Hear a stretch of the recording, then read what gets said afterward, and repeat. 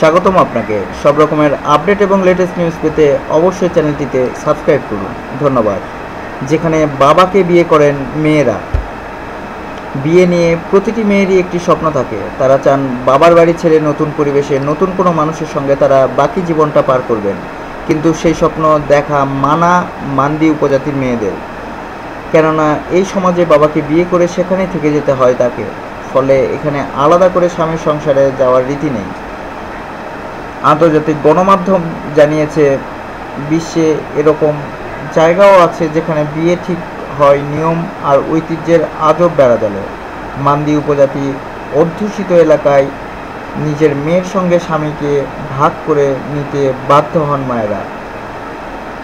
ভারতের নাগাল্যান্ড, মেঘালয়, আসামের বহু জায়গায় এভাবেই চলে আসছে এই প্রথা। ভারতের বিভিন্ন জায়গাতে বাস এই মান্দি উপজাতি। অরলা ডাবলেট একজন মান্দি কন্যা। 30 বছরের এই যুবতী যখন খুব ছোট ছিলেন তখনই মারা যান তার বাবা। সেই সময়ে তার মা আরেকটি বিয়ে করেন। তখন থেকেই তার মায়ের দ্বিতীয় স্বামীকে নিজের স্বামী হিসেবে জানেন অরলা। তারও স্বপ্ন ছিল কোনো একজন সুপুরুষ তার স্বামী হবেন। এই নিয়ে স্বপ্ন দেখতেও শুরু করেন তিনি। তবে আরেকটু জ্ঞান হতেই তিনি বুঝতে পারেন স্বপ্ন দেখার অধিকারটুকু পর্যন্ত নেই তার।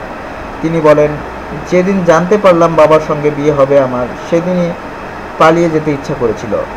এখন তার বাবার ঔরসজাত 3 সন্তানের মা হয়েছেন অরলা। মান্দি উপজাতির ঐতিহ্য অনুযায়ী স্বামী মারা গেলে স্বামীর পরিবারের যে কারোর সঙ্গে বিয়ে করতে পারেন স্ত্রী।